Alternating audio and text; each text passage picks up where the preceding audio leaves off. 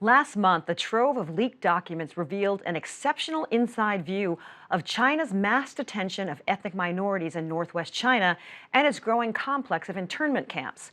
Hundreds of pages of documents obtained by the New York Times revealed internal speeches from President Xi Jinping, as well as directives from senior officials on how to manage indoctrination camps.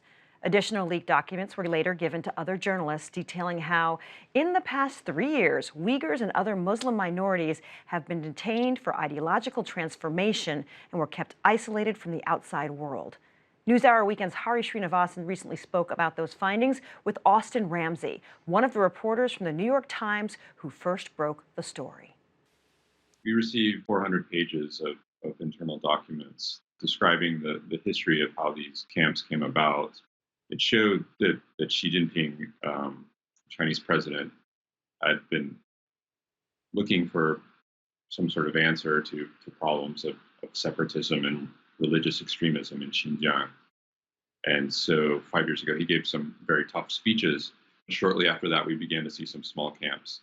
And then in 2017, the growth of these indoctrination camps really takes off.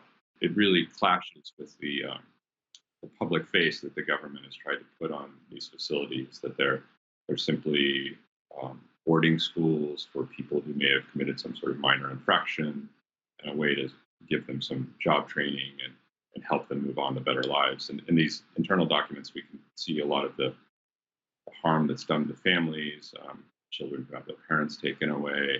You even point out that there are basically scripts to deal with the questions that families will have when one of their family members is mysteriously vanished.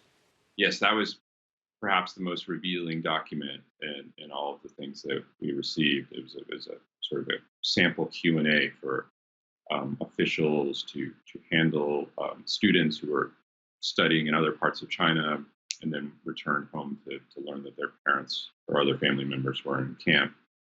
And the document is full of this sort of pseudo medical language describing the family member as someone whose thinking has been infected, and so they needed to be put in treatment and cured. What are they doing in these camps? How are they actually structuring these places? The ones that they said are just for re-education or vocational experience. What are these new documents revealing that tell us that that's not really the case? These documents include one incredibly interesting 9-page document that's a set of orders that was sent out in 2017 of how camps should be run.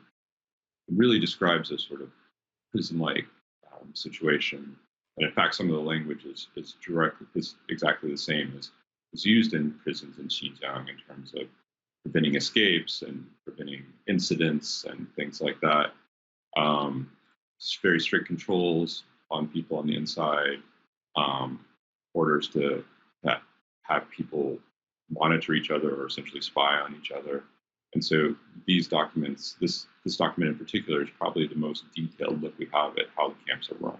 So give me an idea. I know it's hard to pin down an exact number, but how many people are in these camps in the west of China now? Well, scholars have looked at this, taking that satellite data and construction tender data as well, to try and create estimates. And they believe that there are 1 million or more. 1 million or more people in the camps now. And, going back to kind of that first set of documents, what was also interesting is that you found that some of the people who had to carry out the policies of taking people and putting them into camps, it wasn't that easy for them. There was kind of some internal dissent.